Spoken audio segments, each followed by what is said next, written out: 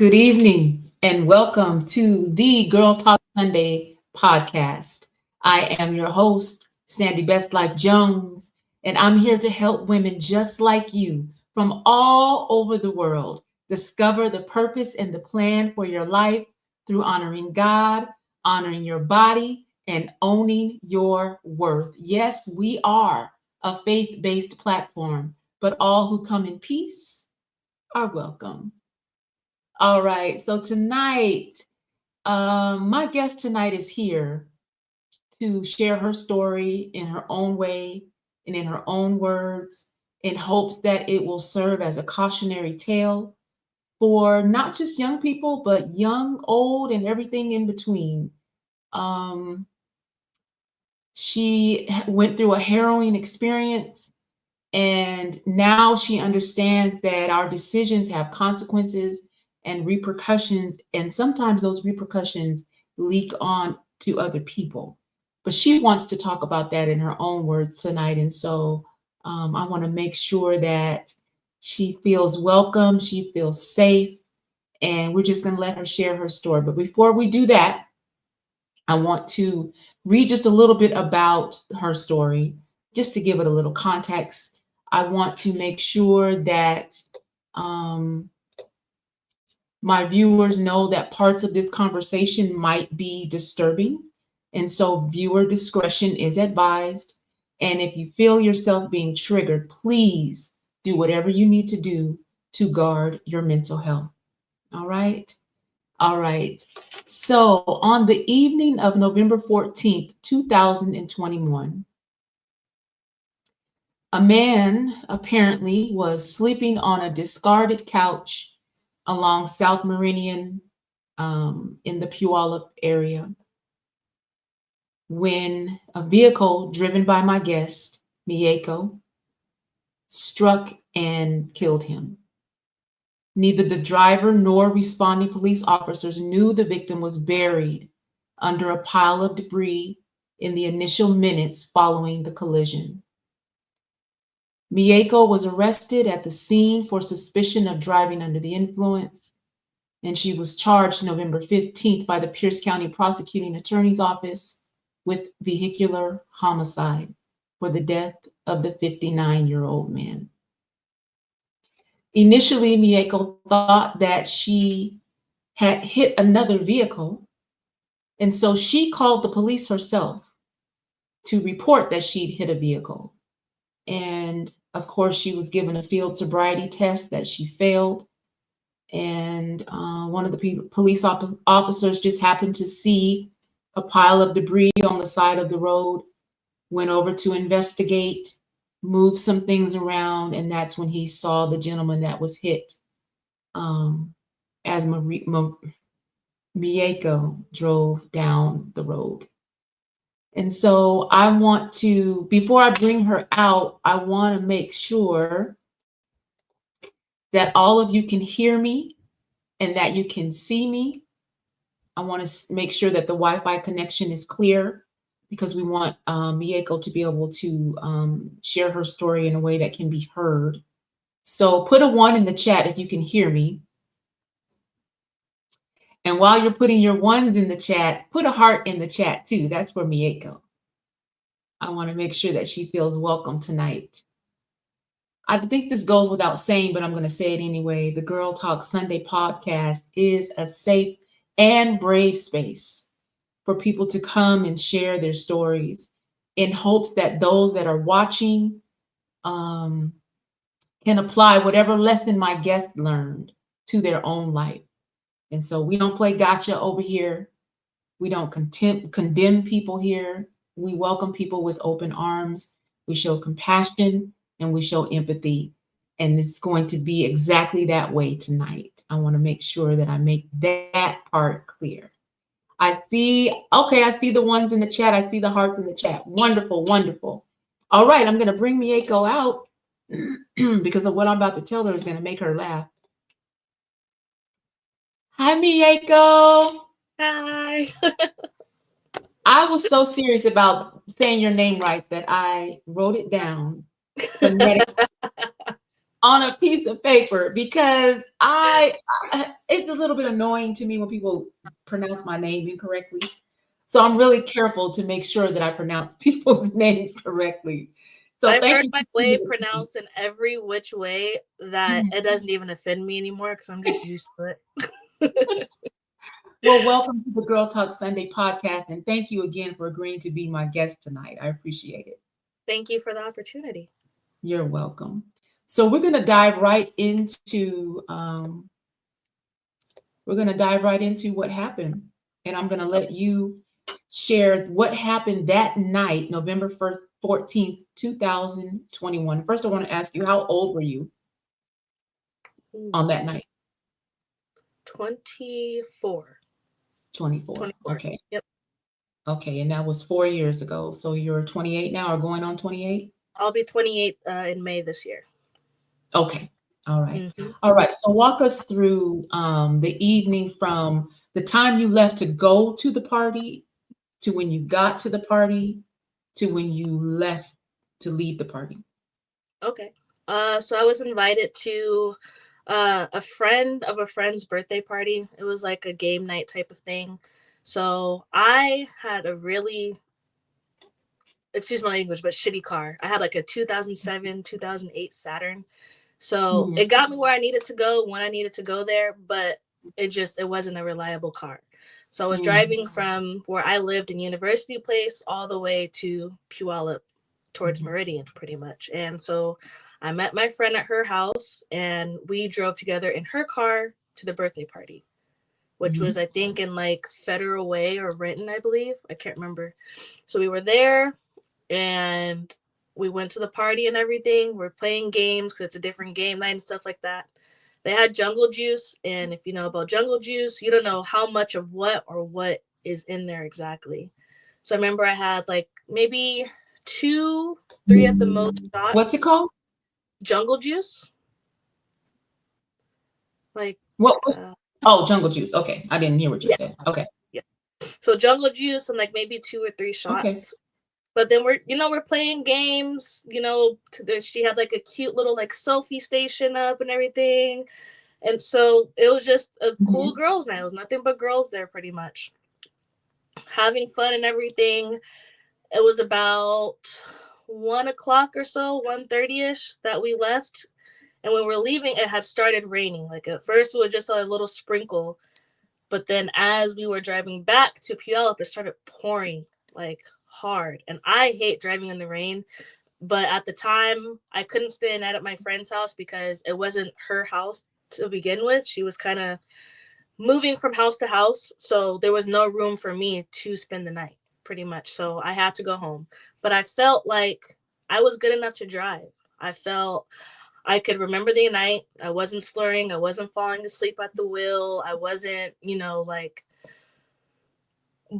blurred vision or anything. I knew where I was going. I had my GPS on and everything. I knew where I was. I was at a red light, maybe a couple blocks from my friend's house, literally like a couple blocks.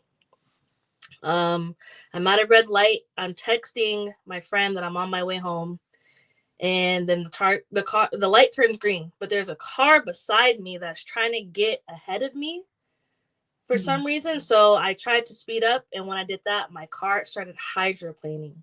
So when it mm, hydroplaned, it went over a curb, and I've never been in an accident before, but I just remember holding the wheel, but my eyes are closed because I'm terrified. So I remember going over a curb, going over like another curb, and then just like that, everything was over with. mhm, So my car is like way over here, but like the garbage cans and everything else is on the opposite side. I'm like way like away from it. So I remember looking around, my airbag isn't deployed. My car isn't like up in smoke or anything. I tried to turn my car on, but it wouldn't turn on. Like it was making like that. mhm, mhm, So I think my axle was messed up really bad. So I called my grandma because that's she raised me. So that's my mom. That's everybody. I mhm, let her know that I was in an accident, but I'm okay, and it doesn't look like anyone else around me is hurt. So I got the phone with her. I called the police, let them know that I had just gotten in an accident, not thinking that I was going to get arrested, not mhm, thinking that, they're going to take me for a DUI or anything. And definitely not because I'm thinking someone's hurt. They just so happened to be in that area because as soon as I called, they came like within 2 or 3 minutes of me calling. mhm, And so, Puyallup on Meridian, I'm behind like a Ram and a Total Wine. So like in the back of restaurants where like their big industrial garbage cans and stuff is, that's where I am. So I kind of walk up so they can see me, and I go like this so they know that I'm here. I take them to my car so they can see what happens. I tell them what happened, and at that point they gave me a field sobriety test. mhm, Clearly, I failed it. mhm, So at that time, my friend had just pulled up because, again, I'm not thinking I'm going to get arrested. I called her so she can give me a ride home, but I ended up getting arrested instead. And they told me that I was getting arrested for a DUI. So I get in the car. I'm handcuffed at this moment, still telling me that I'm arrested for a DUI, but I was a little bit confused because there's the caution tape that they put up already. So I'm like, okay, for a DUI. Again, I'm not used to this, so I'm not questioning anything. So they take me to, I think it's Good Sam that's in Puyallup. They take me there to do my blood, my BAC. We're there for about an hour or so. And then they end up putting me back in the car so I can go to Pierce County. This is on a Saturday night, so it's like Sunday morning at this point. So they before we even pull off to leave, an officer that I haven't even seen opens the door and goes, "Ma'am, this just turned from a DUI to a vehicular homicide." And I'm distraught because I'm like, homicide means someone died. I'm alive. There's no one in the car with me, and there was no one else around. He said, "Well, after you left, we did some more digging and some more searching, and it turns out there was you hit a couch, and on that couch was a homeless person, and we believe that you ran over him with your car." So I'm arrested. I'm handcuffed. I mean, but I'm freaking out. I'm screaming. I'm like hyperventilating. And in the back of cop cars, you get like this much space. Like there's not, you're like knee to the seat, but I'm freaking out. And so I end up, they put me in on suicide watch. So you're in those uncomfortable, like turtle suits, naked. You're completely butt naked underneath there. They don't give you anything to sleep with. You're just sleeping on like this super thin mattress. But I didn't even sleep. I'm scared. I'm confused. I'm angry. I'm worried. I hadn't got to talk to my grandmother that night. I didn't get to, she heard everything from my friend that I got arrested. I didn't get to explain anything to her. So I didn't get to talk to her until like maybe like the afternoon on Monday. Oh no, Sunday the afternoon. So I explained everything to her and I'm freaking out. So I have my bail hearing that Monday. And I can barely hold on one second. Let's stop right there. Okay, so you're driving down the road. It's raining really hard. Your car hydroplanes. And at that time, did you feel a bump or something? Did you feel that you hit something? I felt the curb that I went over initially, but that's all. And I know I hit a compact of something, but it was hard. It wasn't like a bump as you would think that a body would feel like. So that's why I was completely confused. And I'll fast forward a little bit. My accident happened in November. We didn't get the autopsy results back till like March or April because they didn't know if the cause was me or if it was because of the substances he had in his system. So once they did that, they determined that his initial death was internal bleeding. And so they said he can only get that through being hit by the car. Yes, ma'am. Okay. So in the article that I read, it says that the couch he was sleeping on was covered in debris. Did you see the debris? Did you not see the debris? So when the cops came, before they did my sobriety test, they actually walked me over to where I thought I hit something. So we go over by the trash cans. They take their flashlights, and anybody who knows cops, they have these bright ass lights, or excuse me, they have really bright lights. So they're flashing everything, and they're like, "Do you see any parts of your car? Do you see anything that belongs to your car?" Only thing I saw was my headlight. That's the only thing. Everything else belonged to a Jeep, but nothing belonged to me. Nothing else was missing from my car. So that's why it was really confusing. And that's why I was confused when they said that they saw someone, because I'm like, where? They took me over to where both garbage cans were and where the couch was. So how did I not see it when the cops didn't see it either? And I'm really glad that the article put that in there, that neither driver nor police knew, because we both didn't know. I Mm-hmm. was I was shocked. Like, what do you mean? Like, these officers just took me over there and nothing was found. Right. That's why they Okay. told me initially that I was getting charged for a DUI. It wasn't until Mhm. hours later that they told me that it's now a vehicular homicide. So you said when they arrested you, they took you to Good Samaritan Hospital to Yes, have your ma'am. blood tested. And for those who don't know, BAC is blood alcohol content. Is that what that stands for? Yes, ma'am. Yes. Okay. So they wanted to test your blood alcohol to see what the level was. The Mm-hmm. article that I read said that the state ma- maximum is 0.8 Yes. and yours was 0.131.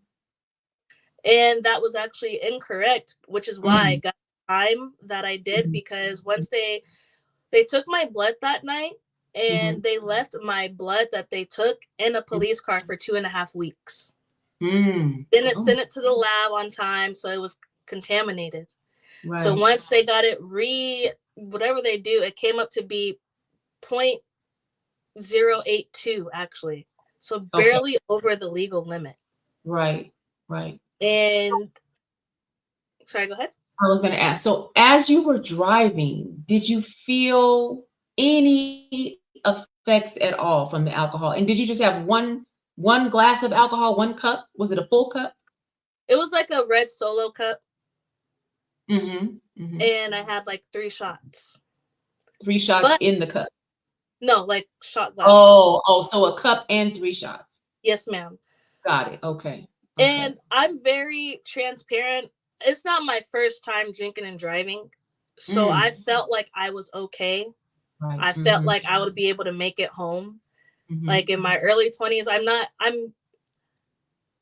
a coward to admit that I've drunk and drive. I feel like everybody has drank and drive, even if it's Mike's Lemonade or whatever. But I have had drinks and driven before, and I felt perfectly okay, which is why I felt quote unquote comfortable enough to drive Mm-hmm. home, because I have done it so many times before. Mm-hmm. But I think of this way as a way of humbling myself, Yeah. because Yeah. nobody should do it, Mm-hmm. you know? Yeah. So fast forward to after my accident. Mm-hmm. I got bailed out on that Tuesday. Mm-hmm. And the first thing my grandma tells me is, I just want to let you know. Well, she hugs me, of course, gives me lots of hugs and support, and lets me know that, it's going to be okay. And then she goes to tell me that it has now hit the news, and there's an Mm-hmm. article going around about it. And I was freaked out, because Mm. even like before I could tell my family, everybody else had already told my family. Like the night that it happened, somehow my mom's side of the family knew before. I was confused as to how or why, but they knew. And so I got home. I didn't have a phone because they took my phone for evidence, but I had like an extra spare phone, and I had a tablet. Excuse me. And so I'm reading the article, which is the article you just read. Mhm. And, when people share it, you can see when people share it. Yeah. So it's people who I went to middle school with, people who I went to high school with, people I don't know, people who may just know me from passing, who had so much to say. I deserve this, or I'm a murderer, or how could she, just anything in the book. I was that. People at that time felt like they have never done anything bad before. Like they've never driven under the influence. Even if it's not alcohol, weed counts as under the influence as well. So I just Mhm. had so many people, sticking their nose about me, because yes, I get it. Someone lost their life, and I will always, always, always, always feel bad for that. Mhm. Survivor's guilt is a thing, and it's one of the worst feelings you can ever have. And I still deal with it till this day. Even now, sometimes I feel like I shouldn't be out. I shouldn't be out even talking to you right now. I should still be in, you know? Mhm. And Mhm. I dealt with that. A lot of the times when I was home and when my accident first happened, I didn't want to go out to eat. I cut all my hair off, because when I got arrested the first time of my accident, I actually pulled out a big chunk of my hair in the middle. because of how stressed out I was and scared I was. I cut my hair off. I always wore like dark clothes. I Mm. didn't want to leave the house. Um, Mhm. I'm not gonna lie, there was many times I contemplated and attempted suicide. Um, I had my own apartment, but I would stay at my grandma's house sometimes because she didn't want me to be alone. I didn't want to be alone. And at the time, between my Mhm. grandmother and my now child's father, those two Mhm. were like my safe haven at the time because I felt safe with those two. And I Mhm. didn't want to do anything. I just felt guilty, you know? So, um, fast Yeah. forward, um, So January. let Oh, me sorry. ask you. Let me ask you. Okay, can you hear me? Mhm. Okay. All right. So, how much time lapsed between the when you were bailed out of jail and Mhm. you actually went to trial? How much time lapsed? I never went to trial. Oh, you never went to trial. No, Okay. ma'am. So, did you take a plea? Yes. Okay. So, when you went to take your plea, there was a hearing, correct? Yes. Before that hearing took place, had you been given the name of the victim? Yes. I was given the name of my victim. And we're not going to say his name. We're not going to say his name. Okay. Okay. I can't remember exactly when I was given to it, but yes. And Mhm. when my lawyer, we were going over everything, he was showing me evidence pictures. And Mhm. he gave me a Mhm. warning that one of the evidence pictures was a picture of my victim's body. And Right. I asked him if he could please skip over those, but we're over Zoom.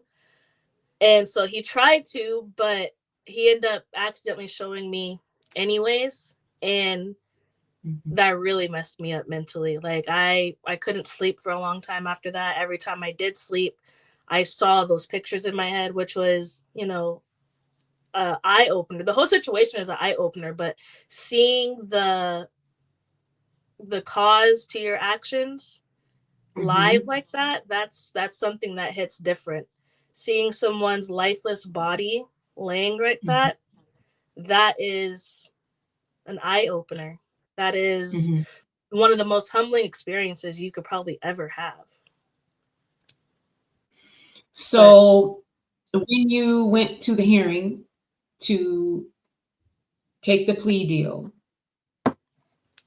was the victim's family allowed to give a victim statement? I don't want to sound insensitive when I say this, but the victim's family did not Mhm. want to come to any of the court hearings unless they knew they were getting money out of the whole situation. So once they found Why do you out, think that? that's what I was told. Mm. The my Mhm. And the why would they think we're gonna get money? Why would they think that? the victim's lawyer is who told Mhm. my lawyer that. They were asking like about what assets I have, if there's anything in my name, if they're going to I get see. anything out of my insurance. And once everything Mhm. was no, they didn't want anything to do with it. The Mhm. day of Mhm. my sentencing, when I went in, it wasn't even the original prosecutor that came. She sent in someone under her to come and take care of the rest. Mhm. Okay. Sorry. Oh, Oh, it was my is little that one. Sorry. Baby girl, stop. Sorry. um, so I'm curious, between the time that you were arrested and the time that you took the plea and you had your sentencing hearing, Hmm. what was going through your mind during that time, and how much support did you have Which during part? that time? Because you were out on bail, right? Yes, ma'am. Okay, okay. And who were you living with while you were out on bail? I was at my own apartment actually. At the time, I was put on ankle monitor, which was just monitoring if I have alcohol in my system at the time. But the Mhm. actual monitor box was at my apartment. So Mhm. I was pretty much at my apartment the whole time because I had to be by it at certain times. And Mhm. if I felt like I needed to go to my grandmother's house, I had to ask my lawyer first to see if Mhm. I could unplug my box and bring it to her house. So, but most of the time I was in my own apartment. Now, I want to talk about your daughter because your daughter is 2, right? Yes, ma'am. So, did you have her after the accident? Yes. So my accident Oh. happened November 14th. Mhm. I found out I was a month pregnant January 12th. Oh, wow. So I got pregnant with her after my accident happened. So sometime in December. Right. Right. Yes. And so you knew you were pregnant when you took the plea deal. Yes. Okay. And so does that mean you had your child in prison? No. So No. my daughter was born August 2022. Mhm. I took my deal, I want to say maybe September or October. Mhm. And they wanted me to actually start my sentence in November. Mhm. But at that time, my daughter was severely sick. She had RSV and she ended up being in Mm. the hospital for like 2.5, 3 weeks. So I Mhm. begged my lawyer if I sent him proof and everything, like stuff from her My Chart pictures. Mhm. So I sent him proof to see if he could ask for a little bit longer time because I, they can arrest me after the fact, but I'm not going to leave my daughter when I know she's in the hospital. She literally has IV and tubes and not eating. I'm Mhm. not going to leave her at that time. So Right. then they pushed it back to January when I was supposed to start my sentence. But then Mhm. there was some type of strike on judges and stuff like that. So I was supposed to go in January, Friday the 13th, actually.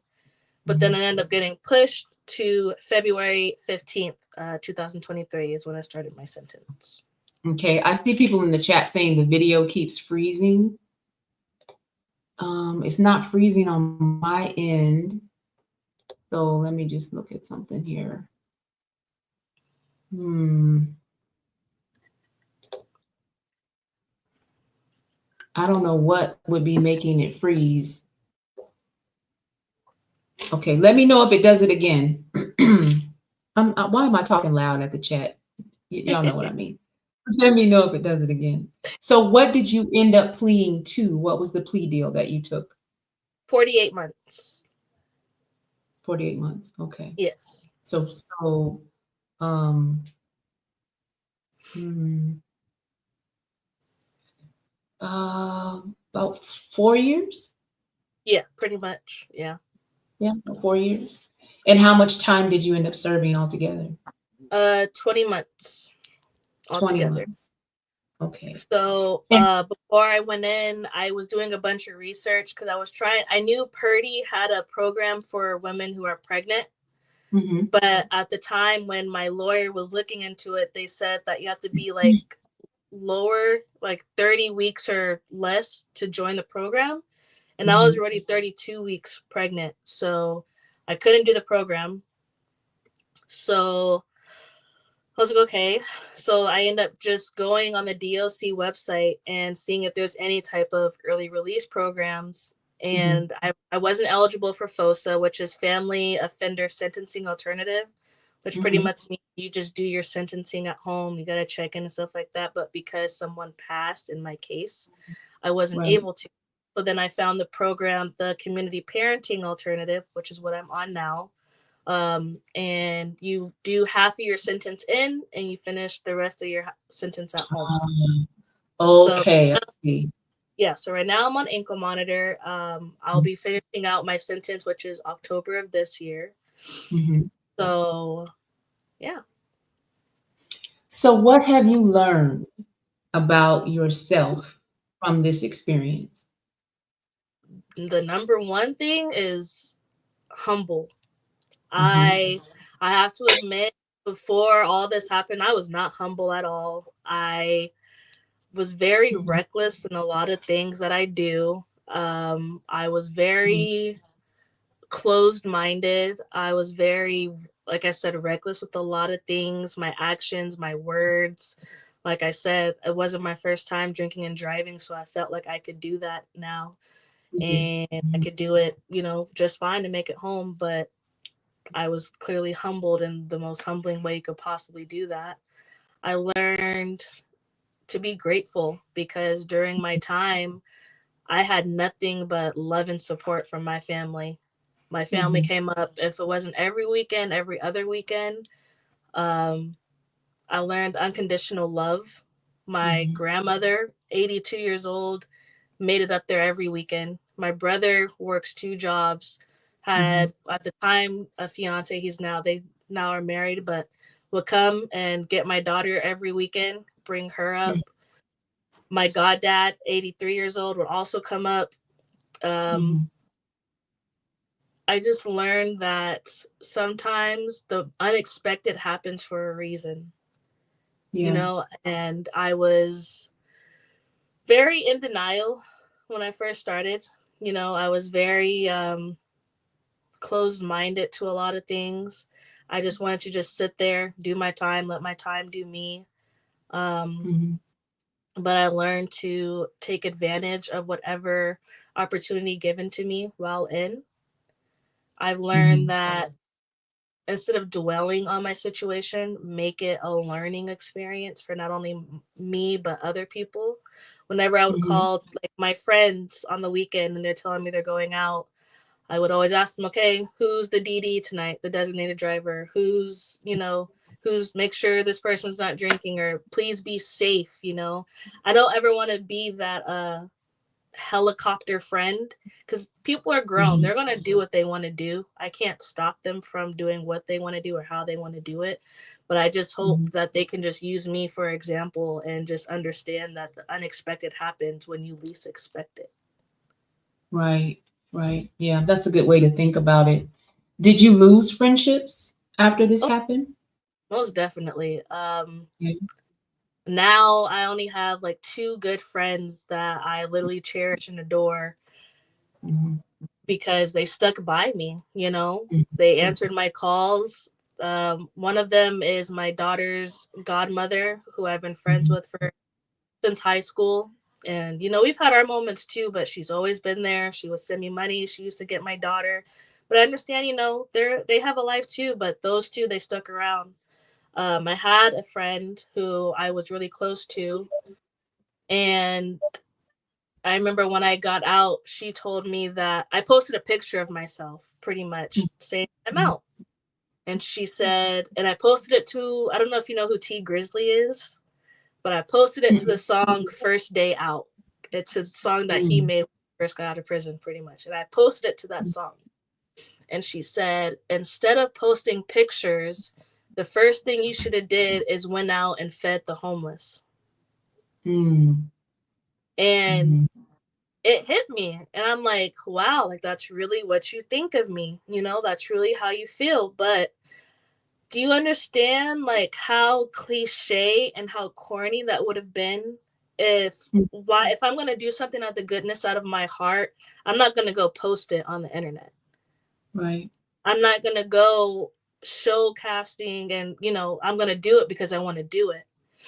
So instead of doing that, I like to do stuff like this. I want to, like I said, be an Mhm. example. I'm in Mhm. outpatient treatment right now, and I was doing intensive Mhm. outpatient before I started my sentence.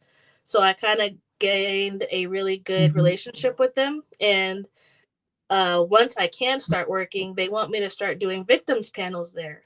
So I'm excited to do Okay. that because a lot of victims panels, you What is only that? hear What is that? uh, victim panels are something you have to do when you do get a DUI or you get, a Mm. charge fine, and you go hear stories of people who have lost loved ones due to drunk driving or driving under the influence of something.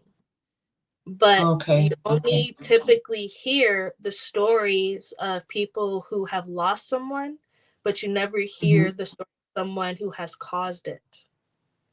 Right. So, Right. And do you feel like that is allowing you to make amends for what happened? mm, Do you I've feel been like asked. you need to make amends? Of course I do.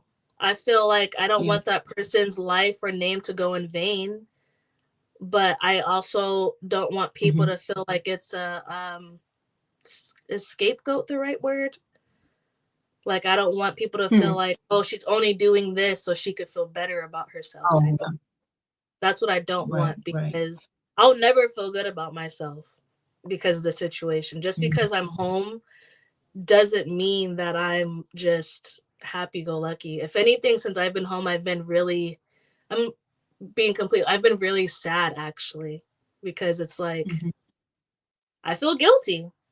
Yes, I'm Mhm. ecstatic to be home with my daughter and to be able to build a relationship with my daughter. And that's my little best friend right there. But at the same time, it's like I don't feel good about myself. I don't feel Mhm. like I'm uh worthy in a way. Mhm. I remember you saying though in the pre-interview that you're in counseling too. Is that right? Yes, every week. Okay. Okay, good. I think Yes. you'll be able to work out those feelings in counseling.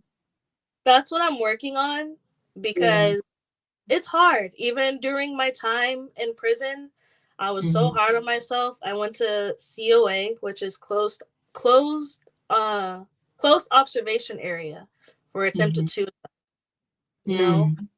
And I felt so bad at the time because my roommate knew that I was sad and her and I were pretty close, but she didn't know how dark of a place I was in. And Mhm. so her seeing me in that situation, seeing because when you are taken out with that, you're put Mhm. in complete shackles. You're escorted Mhm. by like two or three officers. Mhm. So, I felt bad because I kind of traumatized her in a way, but I was gone. I was still in postpartum. When I started my sentence, my daughter was only 5 months old. So I was still in Right. postpartum. I was still lactating. Mhm. At the time, Mhm. her dad and I weren't in a good place. So I was always arguing with him because I didn't know what my child was doing, who she was with, who she was around. I couldn't be around her constantly. So I was always Mhm. at his neck and it was just making me stress out more, which wasn't helping the situation. Mhm. So I felt like I was everywhere. My emotions were everywhere. I was always sad. Uh, I Mhm. slept a lot of my time away, a lot, just Mhm. to try to make the days go by faster. And you haven't been out that long. You just got out in October, right? Of Yeah, last it year. was nine. It's been 90 something days. Yeah. Mhm. Okay. So Do you feel like you have matured in certain areas, and if so, in what ways? I feel like, yes, I have. There's still a lot more growth to be done. I'm Mhm. never done growing. I feel like no matter how old you are, you can still grow and learn different things. Mhm. I feel Mhm. like I have a different mentality on a lot of things. I'm Mhm. still learning that not every action deserves a reaction. I'm still learning how to deal with That's a situations. What was that? that was a good one. Not every action deserves a reaction. Yeah, I'm learning Yeah. that I don't have control of a lot of things. Just like in Mhm. prison, you don't control anything. They tell you when you have to go to your room. They tell you when you can shower. They tell you Mhm. when you can use the bathroom. They tell you when you got to wake up, when you can go eat and stuff like that, unless you have commissary. But, so I'm learning that I don't have control over a lot of things and to not let it Mhm. make or break me because there's nothing I can do about it at the end of the day.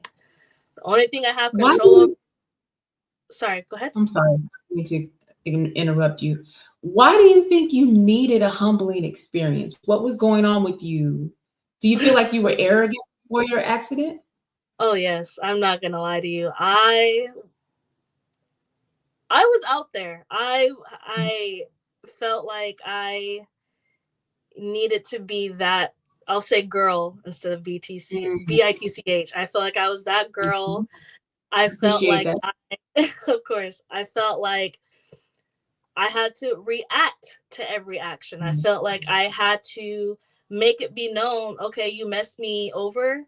Okay, I'm going to do the same thing Mhm. back to you twice. I felt like Mhm. I had to be dramatic and all the drama about things. I felt like I had to really just just do too much. I've done a lot of Mm-hmm. things that I genuinely am so regretful for, that I'm so Mm-hmm. ashamed of, that I never want my daughter to do the things I've done when someone has hurt her feelings or broke her heart or backstabbed her or Mm-hmm. said certain things to her, you know? I never want her to do the things that I did, because what I did, I'm ashamed that I even did, you know? Yeah. Yeah. And Yeah. I definitely feel like if this didn't happen, I know for sure my daughter wouldn't be here. And I know Mm-hmm. for sure I probably still, at this grown big age that I am, probably would still Mm-hmm. be reacting to things the way I shouldn't be reacting to them, how I am, how I did. You think you would still be drinking and driving? Probably. Probably not as heavily. I hated driving in the first place. So every Mm-hmm. time I usually did go out, I was riding with someone, but probably, yeah. Because I Mm-hmm. was an avid marijuana smoker too. So Mm-hmm. if it wasn't weed, it was alcohol. If it wasn't alcohol, if it was weed, sometimes it was both. So probably, I'm not So gonna lie. what have you done to replace those things in your life? Because it sounds like alcohol and marijuana were a big part of who you were as a person. So what have you done to replace those things? Since you're in treatment, you're in counseling, you're being monitored, what are the alternatives now? Um, I'm in school now, so, and it's all online school, so a lot of school. I'm in therapy Mhm, every week. I have my daughter majority of the time, so taking her to school, and then once she gets dropped off, gotta give her a bath. I'm playing with her, or reading, or we're just chilling. mhm. I like to paint. I don't know if you can see, but I have like a lot of like canvas Yeah, I painting. do. I Mhm, like I to see that. canvas paint a lot. Yeah. That's like my therapy. I can put on some good old music and just paint. Um, I need to get into working out, but probably not. But I need to. I have Yeah. to ask with the program I'm on, I have to ask to do anything. So with gym memberships, it's kind of a contract. So I have to ask before I can sign up for the gym. Just like if I Mhm, want to upgrade my phone, I have to ask permission first. Or, you know, right now I can only be out on like an outing for 5 hours a day. mhm, Once I hit 4 months, it goes up to like 12 hours a day. So I'm on a strict program, which is it's just fine. It's teaching me a routine, because I had a mhm, routine in prison. So having a mhm, routine here helps me do my time. I'm mhm. technically I'm still doing time. I'm just doing it at home. At So home, it's yeah. helping me do my time a little bit more easier. I am So allowed to go on outings, so I take my daughter out on outings sometimes, which helps my time go by faster too. I'm curious. So your victim's family they weren't opposed to you getting a shorter sentence. Did they ever have that conversation with your attorney? Or was that I messaging ever given to you? I'm not sure. The only family that I knew my victim had, I think, was a brother that was in Mm. California, Okay. Okay. and I that's all I know. I know before I got out, you have to do a victim's notification, pretty much letting either your victim or your county know that you are releasing soon. Mhm. Mhm. And so there was nobody to notify in my county. Like I said, he's in California. So Mhm. they just had to notify, I think it's the sheriff's department or something, notifying Mhm. them that they're coming home. So Mhm. that's all I know of. So where would you say you are in your spiritual life? Do you I do pray. Mhm. I believe that things happen for a reason. Mhm. I believe that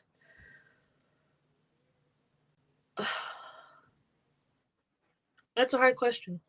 My Mm. therapist has asked me that, and I had a hard time answering that too. I'm trying to believe in anything can happen at any time, you know? I'm very Mhm. open minded to things now. I'm very optimistic about things now. So Mhm. seeing my glass half empty, I'm trying to look at it as half full, Yeah. optimistic instead of pessimistic. So I'm trying. It is very hard because I'm not allowed to work for a certain amount of time, so not having any money coming in, uh, Mhm.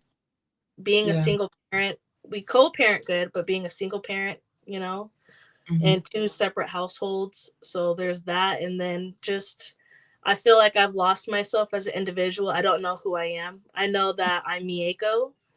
I Mhm. know I'm a mom, and I know I'm a felon. That's all. Mm. I Mhm. don't know who I am, if that makes sense. I do. Yes, it does. So that's who you identify yourself as Yes. right now. Yes. Okay. Again, I think continuing with counseling will help you work through all of that Yes. because none of us are the mistakes that we've made. Our mistakes don't have to define us. Whether it was accidentally killing someone or whatever the mistake, our mistakes don't have to define us. But in order to turn things around, we got to get that lesson out of whatever happened. And I feel like you did. I feel like you got the lesson. And if you continue to go to counseling, continue to go to treatment, I think you'll continue to grow and develop and learn and evolve, and things will just begin to get better and better for you. That's my prayer for you. That's what I want for you. That's what I want for myself. I'm just trying to mentally get myself there. Like my CCO, because I get U8 every week, and Mhm, so he comes by, he does my UA, and he was just saying like, "What's wrong?" Like he could tell that something was wrong on my face, and mhm, I was telling him the exact same thing as you. Like I don't know who I am, and he was just telling me like, "Stop being so hard on yourself." Like you're it's hard to get accepted for this program, and you got accepted. You know, you haven't gotten in trouble, you're doing what you need to do, you're with your daughter. You know, it's just mhm. this is all temporary right now. Like this is not your forever. You Right, know, you're going to right. be able to come back from this. And he was kind of not getting mad at me, but he was getting annoyed with me because of how hard I've been on myself. You know, like Mhm, it's been hard to the point where I asked them if they can just send me back because being mhm. out here has been so overwhelming, you know. Mm, mhm. So I'm like Yeah. at was institutionalized, you Mhm, know. So I was like, mhm, I want to go back and just finish my time, you know. And he was like, mhm. no, like I'm not even gonna remotely put that in there, no. Yeah. And so I've just been trying to just be easier on myself and just take my time and just understand that not everything needs to be rushed. Not everything's Mhm, gonna happen within a blink of an eye. And a lot of the things that I want to get done is not my fault that I can't get it done. It's just the program that I'm on doesn't allow me to get it done. mm. Yeah. So I have to just understand that it's not that I don't want to do it. It's not that I can't, or that that I can't do it. It's just right now I'm not allowed to do it. Mhm. It's so interesting that you said that because in church today, the message that was given was all about how to surrender to God the things that we cannot control. And once you learn how to do that, life will begin to smooth itself out. Yeah. But when we try to take a little piece off of our issue, problem, concern, and then give the rest to God, eventually you're going to go back and get the rest too. And you're going to be dragging that thing around with you. So I would just encourage you to pray and ask God to help you to surrender Yeah. those things that are too heavy for you to carry. That's my encouragement for you. And I really pray that you, and it seems like you do have a great support system around you. Is that true right Yeah. now? Everybody's actually here right now. A lot of like my close family. Yeah. It's my brother and my goddad. Their birthdays are 2 days apart, so we're having a big Sunday dinner right Mhm. now. Everybody's up there. I think they're Nice. watching their phone in there. Uh, saw my sister in Oh, law. I'm glad to hear that. Yeah, I think she's in there Mhm. watching right now. Now, you also had one of your counselors at school that was a huge support for Yeah. you, Miss Uh, Mitchell, and she's in the chat. She is in the chat. Hi. She said, God can use all things, and that is 100% right. Let me Everything we do, go through. let me tell you about a literal angel on earth. I met Miss Mitchell when I was in middle school. She was Mm-hmm. my sixth grade guidance counselor. And hi, Mr. Miller. I see him too. Mm-hmm. My class was her first Yeah. was her first class as a guidance counselor. And even after I left, I graduated from middle school. I was still in contact with her in high school. After high school, I was still in contact with her. Um, we had stopped talking a little bit after I graduated. And then when my accident happened, a good friend of mine Mm-hmm. was telling me about a group that they do like every Tuesday over Zoom with other people from our class. And so he was telling me about it, Mm-hmm. and I was able to join them every Tuesday, and it was kind of like an outlet for me. And Miss Mitchell has always been there.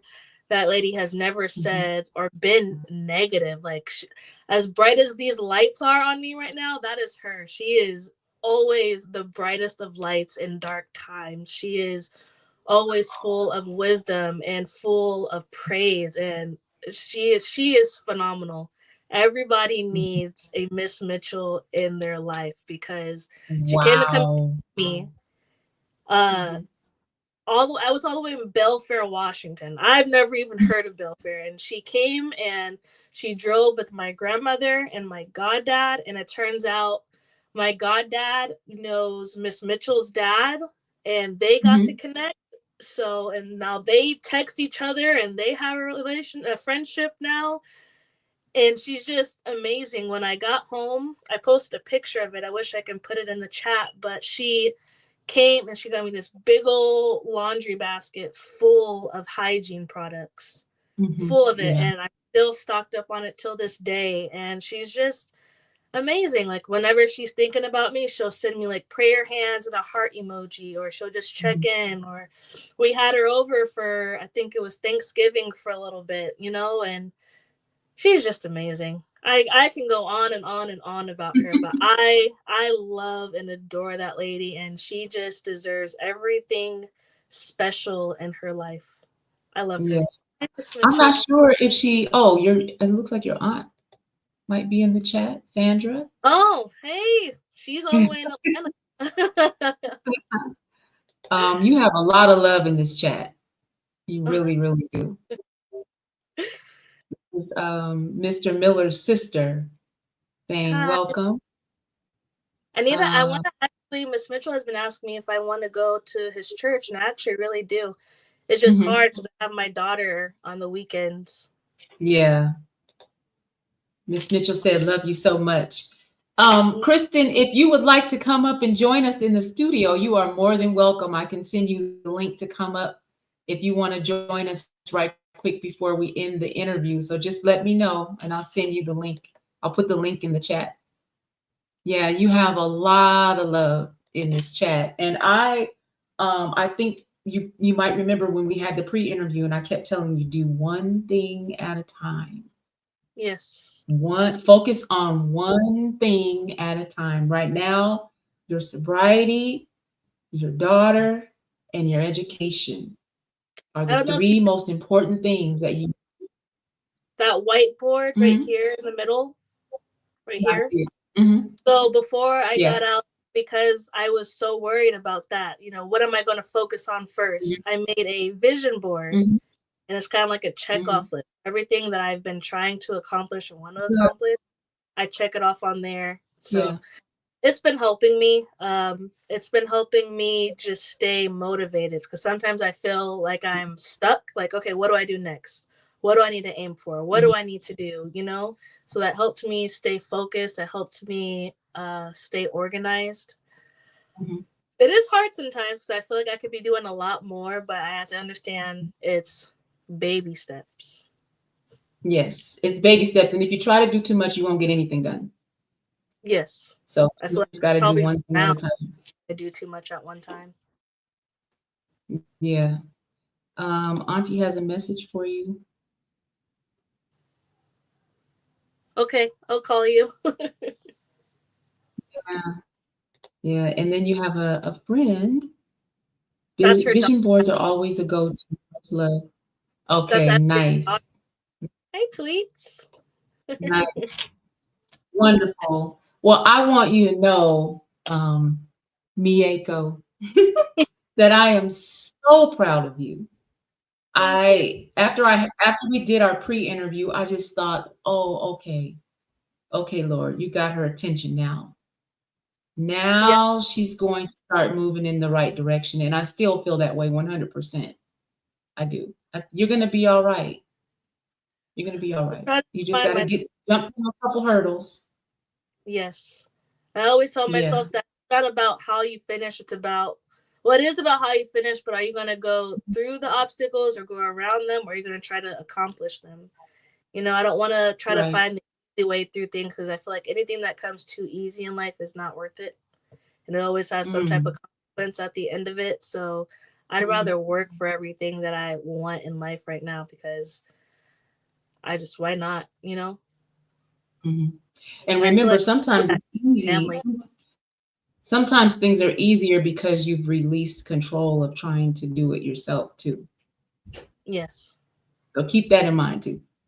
Yes, I will. All right, let me see what Miss Mitchell said. She may not be in the chat anymore. I don't see her. Well, thank you for being with me tonight. I appreciate it. I think that your story is going to help a lot of people. It's going to inspire, empower, and uplift a lot of people. And if you can keep one person from drinking and driving, then this message that you shared tonight was not in vain. That's the goal. Just, I want people to still have fun, live their life, but just do it responsibly. I Yeah. know Ubers are expensive, but it's a lot cheaper than lawyers. It's a lot cheaper than bail money. It's a lot cheaper and than having to ask people constantly for commissary money or money on your books. So Mm-hmm. just spend that little bit of money on a not a DUI, on a Uber, a Lyft. You got to pay Mm-hmm. someone, get money, do what you got Mm-hmm. to do. It's not worth it.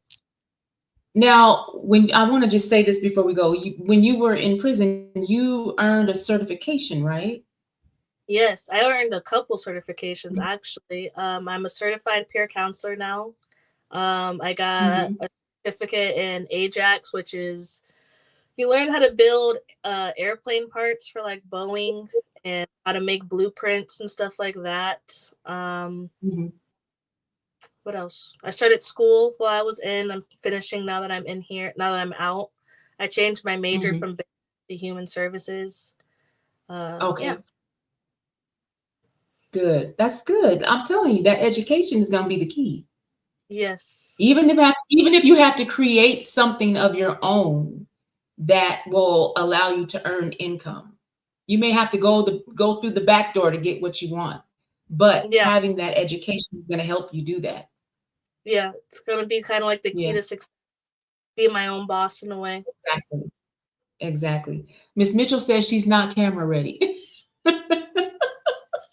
You can come up without your camera if you want to. I want to hear from you. I want to talk to you about what it was about Miyeko that made you say in your mind, okay, I need to help her walk this thing out.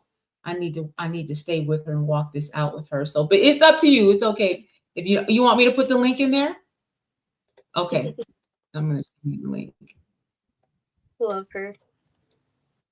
I've been trying to take her Okay. out to dinner and stuff like that to have lunch, but that is one picky lady right there. She don't like nothing. I remember in the pre-interview you spoke so highly of her, just like you did tonight. So I just want to hear from her, what made her want to stick with you when other people walked away. She could have walked away too, but she chose not to. And if she keeps freezing on me, it might be on my end. Okay, we'll give her a second to see if she can get in. Okay. Um, if not, how's your daughter?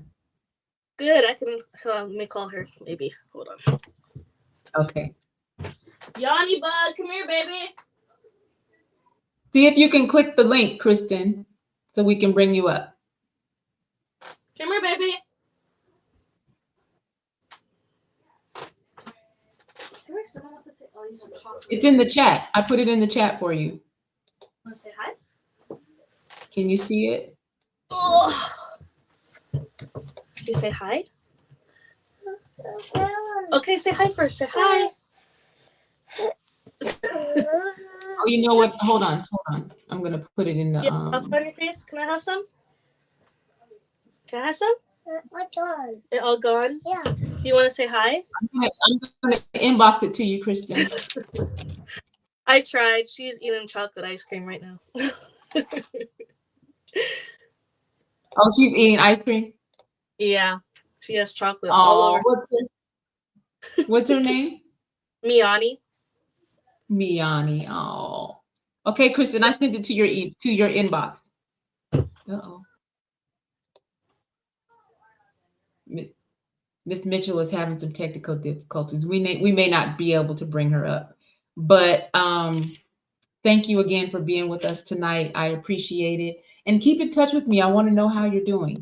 I definitely will, especially hearing my sister-in-law talk so highly of you too. Like, yep, I'm a right there. Yeah. Oh, I love me some Karina. I Yes. do. And if I run across any resources that I think you can use, I will definitely send them to you. And those that are watching, if you come across any resources that Miyeko may be able to use, please let me know. Reach out to me, and I will forward that information to her. She's looking for a place that will allow her to use her certified peer counseling certification. That while she's going to school. So if you know of anyone or any programs that will allow her to use that credential, please let me know and I will let her know. Okay. Thank you in advance. You're welcome. Well, have a great evening. Continue doing what you're doing, which is focusing on yourself and your daughter and your education and your sobriety. Those are the most important aspects of your life. Oh, Miss Mitchell's here.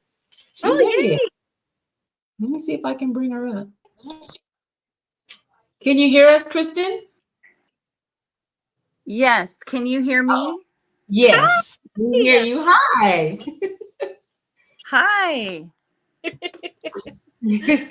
I miss you. I'm on the show. Okay. What would you like to know? I'm curious to know, because you were Miyeko's counselor when she was in middle school, did you say? Mm-hmm. Middle school?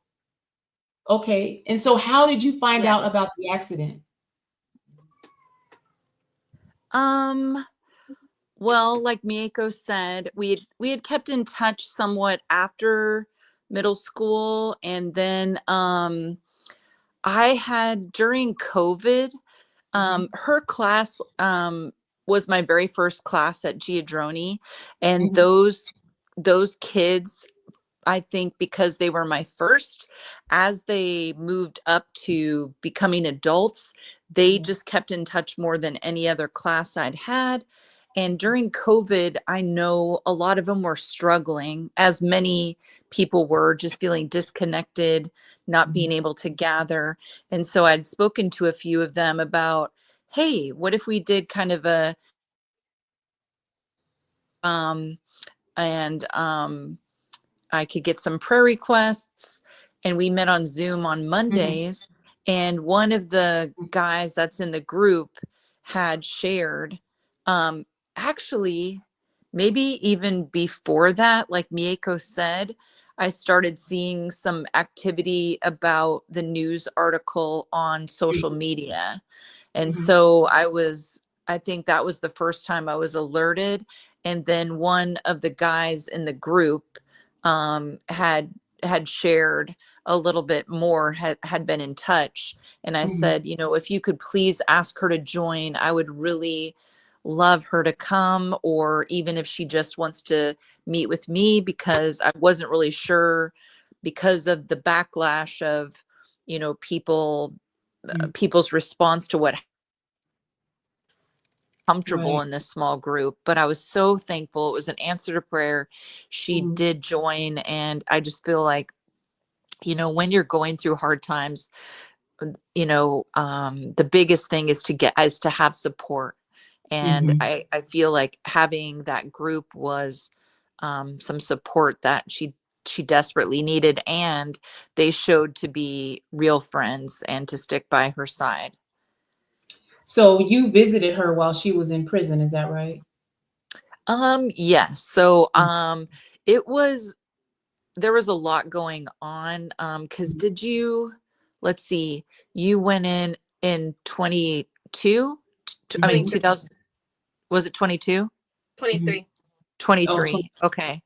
So yeah, 23. So that was, my mom was had Alzheimer's, and she was rapidly declining in 23. And so I did not get a chance to see Miyeko until 24. And just also, I was very sensitive to COVID and restrictions and things like that. But yes, I was able to see her there. And yeah, I had known her grandma, who basically raised her. So I'd known her as her parent and guardian when she was at Giadroni. And it was just such a blessing to be able to take her and her godfather, which Miyeko shared. Her godfather ended up knowing my biological dad, who had passed when I was 8. So that was a very full circle moment with me as well. And then just to see her there. And then kind of ironically, she had shared that another former student of mine was also in that same facility. Wow. And I Well, think thank you that's for being what's, the counselor oh, that every young person needs, according to Miyeko. oh, Every young person needs a Miss Mitchell.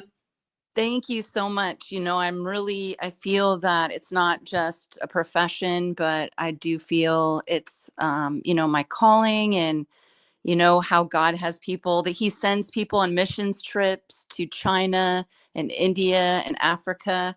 Well, he sent me to Giadroni, and it's just as wild.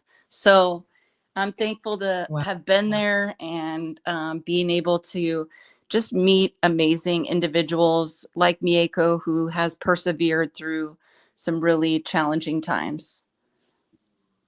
Yeah. Yeah. Well, And thank I you love for her so coming up, much. Kristen. I appreciate it. I And love she loves you. Yes, Thank you so absolutely. much for coming up into the studio. Thank you. Bye. All Love you. right. Bye. Love you too. That's awesome. All right. Well, that's our show for tonight, everybody. I 100% appreciate you for watching tonight, for tuning in. Say a prayer for Miyeko. She's got work to do, but she can do it. She can do it. She's got a million and one reasons to continue to allow God to transform her life. That's the way I see it. My prayer is that you will begin to see yourself as whole and as having a failing, but not being a failure. Our failings do not make us failures. I It's like just a lesson that God would have us learn. And if we get that lesson, we can then down the road somewhere teach that lesson to someone else. So you right. just continue to do what you know you need to do as a mother and as someone who wants to have a better life for yourself and your daughter. And you focus on that. And then everything else will just begin to fall in line. And even when it doesn't fall in line the way you think it will, just know that God is for you. God is for you. Your family is for you. Miss Mitchell and the people who love you, they are for you.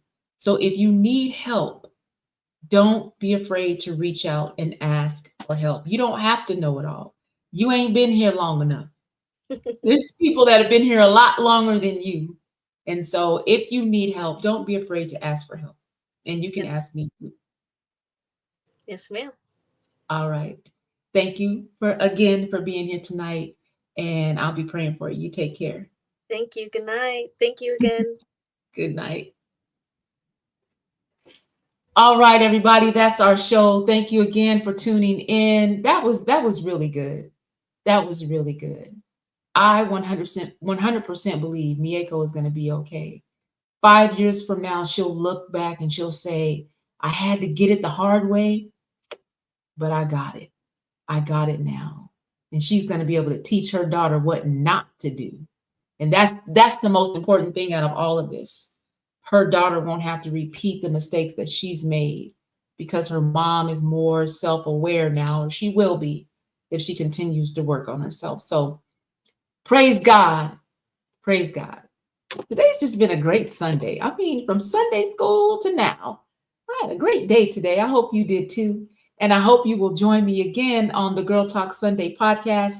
We'll be back in February on the 19th with a brand new guest who's coming to share a compelling story about how she had to hit the restart button on her own life in order to start over and get it right the second time. All right. So we'll be here on February 19th. 6 o'clock p.m. live on Facebook and YouTube.